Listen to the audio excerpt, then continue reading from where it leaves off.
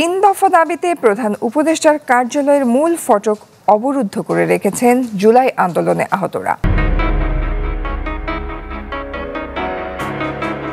যেমন খুশি তেমন সাজো, মন চাইলো সরকারে গেলাম, মন চাইলো সরকার থেকে চলে এসে রাজনৈতিক দল গঠন করলাম, মন চাইলো আবার আপনাদের কাছে ভোট চাইলাম যে ভোট দাও।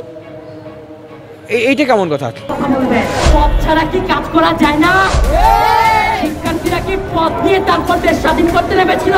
সংস্কার করেছিলেন শেখ মুজিব, এক দেশ বাংলাদেশ।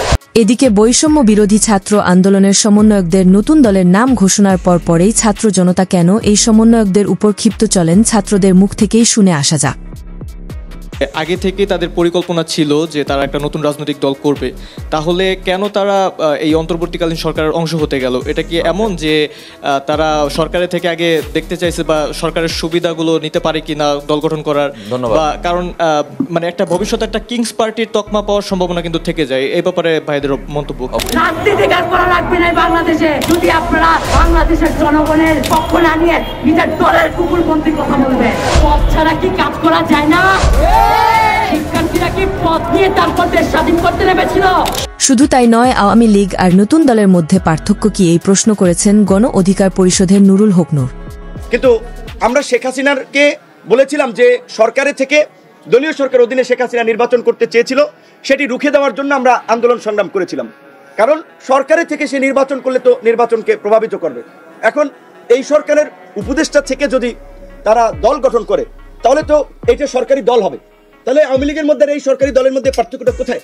এবং 6 মাস পরে সেনা প্রধানের বলা লাগতো না পাবলিকলি এনাফ ইজ এনাফ। এবং আমরা মনে করি যে সেনা প্রধান যে স্পিরিটের জায়গা থেকে কথা বলেছেন সেটি যথার্থ। তিনি সংকটের আজ করতে পেরে কথা বলেছেন যে আপনারা এগুলো বন্ধ করেন, দ্রুত সময়ের মধ্যে নির্বাচনের দিকে হাঁটতে হবে। এছাড়া এখন আর গতি নাই, দেশি বিদেশি নানান ধরনের ষড়যন্ত্র হচ্ছে। এছাড়াও সমন্বয়করা বৈষম্য দূর করতে গিয়ে নিজেরাই বৈষম্যের সৃষ্টি করছে বলে অভিযোগ করেন বেসরকারি বিশ্ববিদ্যালয় কিছু শিক্ষার্থীরা। আমরা যখন ঢুকছি তারা বুঝছে যে তারা টিকতে পারবে না, তাদের ক্যাম্পাসে তারা টিকতে পারবে না। আমরা সংস্কার চাই, আমরা কোনো স্বৈরাচারকে চাই না। মিঠুর ক্যান্টিনে কেন হচ্ছে ঘোষণা করবে? মিঠুর ক্যান্টিন তো আমাদের আন্দোলনের প্ল্যাটফর্ম না। ডাকসু করেন ভাই, ডাকসু করেন। আপনারা কেন হচ্ছে ইলেকশন করবেন? ইলেকশনে ভোট পাবেন না। ইলেকশনে ভোট পাইতে হলে আপনাদের সবাইকে নিয়ে কমিটি গঠন করতে হবে। সরকারি ক্ষেত্রে কর্মকর্তারা যেরকম করে না যে আমাদেরকে একটা প্রপোজাল নিয়ে দেখবো ভাই, দেখতেছি, শুনতেছি, জানতেছি, এভাবে ঘুরানো হচ্ছে। ঘুরাতে আজকে তারা দল ঘোষণা করে দিচ্ছে। এখন আমাদের কাছে আর অপশন নাই ভাই। আমরা সংস্কার চাই, আমরা কোনো স্বৈরাচারকে চাই না। এবং স্বৈরাচারকে যদি আমরা না চাই, আমরা কাউকেই দেশ এরকম হাতের মধ্যে তুলে দিয়ে দিতে পারবো না। এনসিপির আত্মপ্রকাশ অনুষ্ঠানের অর্থের উৎস এবার জানতে চাইলেন সিনিয়র সাংবাদিক মাসুদ কামাল, যা দেখে শিহরিত সমন্বয়করা। কত লোক হয়েছে এই অনুষ্ঠানে? 1 লাখ, 2 লাখ তারা দাবি করছে। আমার বিবেচনা 1 লাখ অথবা 1 লাখের একটু কম, 70-80 হাজার এরকম হবে। অনেক লোক, হিউজ লোক। কিন্তু আমার বন্ধু বান্ধব ওখানে, আমি নিজে ওখানে যাইনি, আমার বন্ধু বান্ধব অনেকে গিয়েছে, যে তারা বলছে আমাকে ফিগারটা দিচ্ছে, আমাকে বিভিন্ন অ্যাঙ্গেল থেকে ছবি টবি উঠে আমাকে দিচ্ছে। আমি মোটামুটি একটা ধারণা পেয়েছি 1 লাখ লোক। 1 লাখ লোকের একটা সমাবেশ ঢাকা শহরে করতে কত টাকা লাগে? This is my basic question. টাকাটা আসলো কোথেকে? টাকাটা কি আসমানি উপায় আসছে? আসমানি উপায় টাকা আসে না। আসমানি উপায় ওই আসতে পারে, টাকা আসে না। টাকাটা আসলো কোথেকে?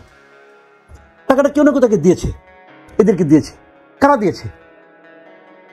কোনো বিশাল বড় লোক দিয়েছে নাকি সাধারণ মানুষ দিয়েছে? যদি সাধারণ মানুষ দেয়, কে কত দিয়েছে হিসাব দেন। এদিকে আবার বৈষম্য বিরোধী আন্দোলনের এক সমন্বয়কের 1 লাখ টাকা চাঁদা দাবির ভিডিও ফুটেজ ভাইরাল। আপনি তো জানেন একটা সংগঠন করতে গেলে কি করতে হবে, আপনি জানেন। বালুর ব্যবসা করতে গেলে দিতে হবে 1 লাখ টাকা চাঁদা। এভাবেই লাখ টাকা চাঁদা চাচ্ছিলেন নাহিদ হাসান খন্দকার নামের বৈষম্য বিরোধী ছাত্র আন্দোলনের এক নেতা। পরিশেষে সাবেক উপদেষ্টা নাহিদ ইসলামের পদত্যাগের বিষয়ে কেন্দ্র করে বিস্ফোরক মন্তব্য করেন এই শিক্ষার্থী। যেমন খুশি তেমন সাজো, মন চাইলো সরকারে গেলাম, মন চাইলো সরকার থেকে চলে এসে রাজনৈতিক দল গঠন করলাম, মন চাইলো আবার আপনাদের কাছে ভোট চাইলাম যে ভোট দাও। এইটা কেমন কথা? অবশ্যই আপনারা সেখানে যারা গেছেন একজনও পদত্যাগ করতে পারেন না। যদি পদত্যাগ করেন তাহলে ব্যর্থতা স্বীকার করে পদত্যাগ করতে হবে যে আমি ব্যর্থ, আমি পদত্যাগ করতেছি। শেষমেশ ছাত্রদের নতুন দলের আত্মপ্রকাশ নিয়ে এবার কড়া জবাব দিলেন এই ইসলামিক বক্তা। নতুন ছাত্রদের নতুন দল নিয়ে আপনার মতামতকে দেখেন। নতুন দল যারা আসতেছে, দল একটা হবে, আমার মনে হয় সিট একটাও পাবে না। কেন? যুক্তি আছে এখানে। এই ছেলেগুলো শিক্ষা দীক্ষায় পণ্ডিত, রাজনীতির মাঠে নাবালেগ। এতক্ষণ আমাদের সাথে থেকে ভিডিওটি শেষ পর্যন্ত দেখার জন্য আপনাকে অসংখ্য ধন্যবাদ। আপনি চাইলে আপনার মূল্যবান মতামত আমাদেরকে কমেন্ট করে জানিয়ে দিতে পারেন। আমরা আপনার সেই মহামূল্যবান কমেন্টের রিপ্লাই দেওয়ার জন্য সর্বদা চেষ্টা করব।